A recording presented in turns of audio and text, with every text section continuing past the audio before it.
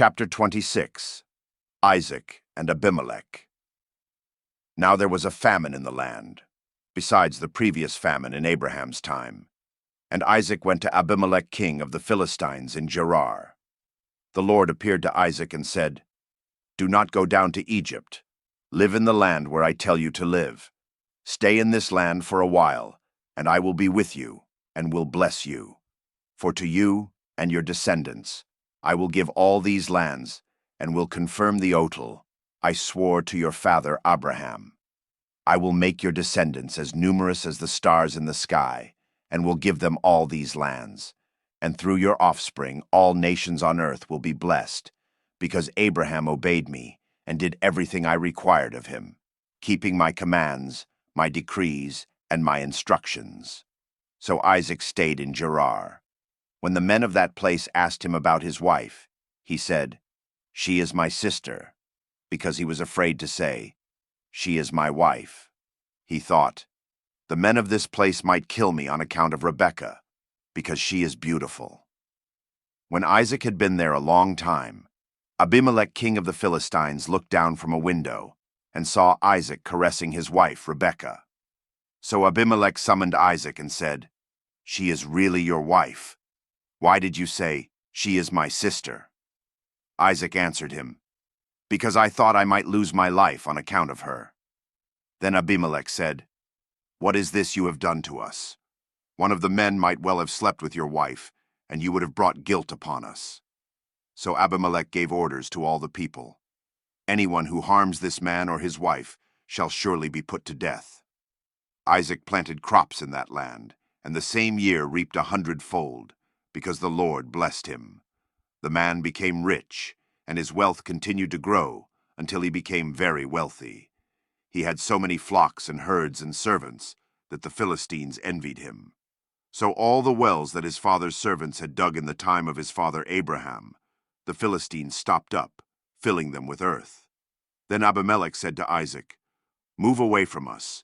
You have become too powerful for us." So Isaac moved away from there and encamped in the valley of Gerar, where he settled.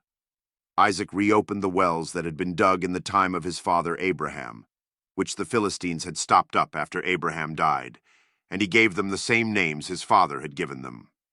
Isaac's servants dug in the valley and discovered a well of fresh water there.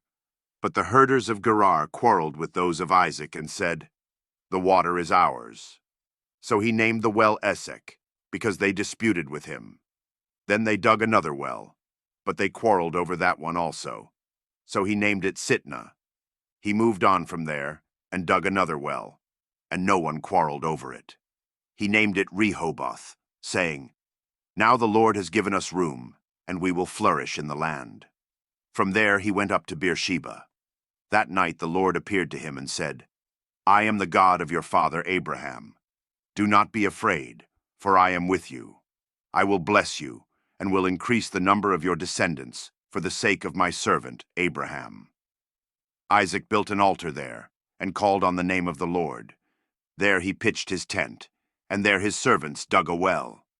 Meanwhile, Abimelech had come to him from Gerar, with Ahuzath his personal adviser, and Phicol the commander of his forces. Isaac asked them, "Why have you come to me, since you were hostile to me and sent me away?" They answered, "We saw clearly that the Lord was with you. So we said, 'There ought to be a sworn agreement between us and you. Let us make a treaty with you that you will do us no harm, just as we did not harm you, but always treated you well and sent you away peacefully. And now you are blessed by the Lord.'" Isaac then made a feast for them, and they ate and drank. Early the next morning the men swore an oath to each other. Then Isaac sent them on their way, and they went away peacefully. That day Isaac's servants came and told him about the well they had dug. They said, "We've found water."